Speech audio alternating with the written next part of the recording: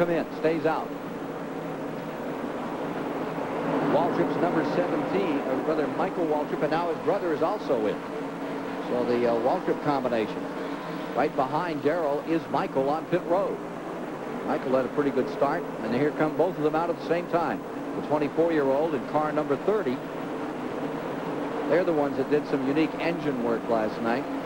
And Terry Labonte in number 11, who had been third, moved up to second, and on these pit stops in the lead, leads for a lap and brings the Junior Johnson Chevrolet down on the pit road. Chevy's won the last 4 times down here in this event at Richmond. Here's the pit stop on the Junior Johnson team. It's another first-class pit crew. These people always, day in and day out, do a first-class job. What those times? At Richmond International Raceway. 4-tire stop. We're going 4 tires where the other people went 2 tires. Lap down and away. 17, Waltrip is pitted. Greg Sachs in 88 was the only question mark as to whether or not he's come in. We'll have all the leaders having completed their pit stop. You know, this thing's gone green so long, that's a gamble. When you change 4 like that, did you think, hey, it is going to stay green in long run, my 4 tires will give me enough rubber to run everyone down, make my laps back, and have an advantage? Well, there you see Sachs. He should be coming in and is coming in right now. That completes all of the drivers on the top of the board as the number 88 wheels on the pit road, the Buddy Baker car. He's watching today. Hope you're feeling better, Buddy. Buddy's feeling real good. He's got him a funny haircut. When I saw him, he was wearing a ball cap. He never wore a ball cap because Buddy Baker has beautiful hair, and now he's wearing a ball cap after his surgery. But his hair's growing back, so don't worry, ladies. He'll be pretty again. Davey Allison's number 28 shakes out as the leader after all of these pit stops as he continues to dominate here at the present time. That Ford of Davey Allison really showing what it has to offer. As the engine man Robert Yates, who you heard just a few moments ago here in our live coverage, hasn't missed a beat yet.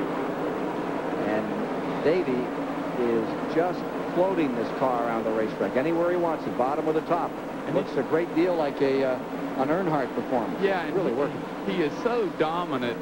He came out right in front of Phil Parsons a few minutes ago, and he has like a 4-second lead on him now. The car is just working perfect. And he only changed 2 tires, so that usually changes the stagger a little bit. You have a problem with the way it drives, but boy, he's just driving like there's nothing wrong. You see the car just bites and goes right on. Ricky Rudd is second, Alan Kowicki third, Dale Earnhardt fourth, Mark Martin fifth, Bill Elliott sixth. In seventh is Terry Labonte. In the 8th spot is Darrell Waltrip at this time. There have been 10 lead changes among 6 drivers thus far. 210 laps have now been completed. We're getting ready for our Goodyear mid-race report. That's coming up very shortly for you today. You know, when I see the 53,000 people here enjoying the race today, I remember back to the stories they used to tell about when they ran sprint cars here. I never saw them, but I know that Ted Horn won here 2 or 3 times. And one time, promoter Sam Nunes came in. There's a few things left to be done here this week. They've still got a few things to trim up and fix up, and they'll have them ready for next February for sure. They ran a race here one time, and they sold a lot of seats, and they didn't get the grandstand done. And in the morning when the race fans got here, old Sam was down here still selling tickets, and people would come in. He'd say, oh, yes, you're in section 8, right over there on the right. And he'd hand them a plank. And he had these guys, and they nailed the planks down, and they'd sit on them. They carried their own planks up, and he had several guys just nailed. Didn't want to spend a lot of money on folks having to carry lumber when there was all that free labor that really wanted to see a race. That happened here in Richmond. It's Davey Allison in front, and we're trying to get an interval for you right now between first and second place. Tell you just how much of an advantage after this pit stop he has developed, and it's a pretty good size. It's better than a straightaway now, by which Davey leads the Ricky Rudd green and white colors out here this afternoon, shown as 8 8/10 of a second, by which Davey is back in front, seeking his 4th Winston Cup victory. Davey started back in 1979, won a limited sportsman race over in Birmingham. Dad had a little hand in that car. There's the 26 car that's running in the 2nd position, Ricky Rudd. A caution, and he could become a real factor, but onto himself Davey Allison, I don't think is to be caught the way he's running right now. He's having a great afternoon. Davey's had, of course, 1 win this year at Michigan, had a 2nd at Daytona, and had a 3rd at Darlington. He would really like to square off and win this first race at the new Richmond 3/4 mile track. Ken, while we have the racing spread out a little bit, I'd certainly like to say hello to Brad Doty. He had a terrible accident in a sprint car, and he's making progress. And how is he coming? Well, he's still having. He had paralyzed himself from the waist down, but there is some hope because the spine was not crushed, and there's a good chance that he'll be going to the Miami project, who's a specialist project in Miami, Florida, to take care of spinal cord injuries. But he's also a new father. This just happened about 2 weeks ago. But we just want to let him know that everybody in NASCAR is aware, and we're pulling for him. If there's anything that we can do, buddy, we're right there with you, Brad. So we're pulling for you. Good news that he is somewhat on the mend. Yes, everybody's getting a lot more optimistic. It takes a while, but we got a lot of hope. Taking a little further back in the field now, this struggle, there you see the Mark Martin car, the number 6 machine. And with him back there, he has Dale Earnhardt just in front of him, and behind him is Terry Labonte in the 6th position. There you see Mark Martin is having a very good afternoon today. 3/4 mile track. You know the last time they ran a 3/4 mile track in NASCAR? 1956. I tell you, I love the size of the track. You can see it perfect. It's like almost like looking at a large football stadium, but the way these seats ring the place, and it's a perfect view from every seat in the house. I mean, Paul Sawyer's built him a gorgeous racetrack, and there may be some other tracks look at this kind of option down the road. That last race in 56 was over in Charlotte, North Carolina.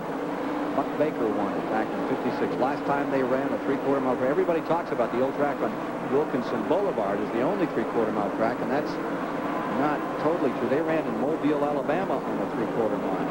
Rebel Monday, Tim Clark, good guys like that one. We're talking hero stuff. Real stuff. Yeah. Yes, indeed. But this is the first modern 3/4 mile.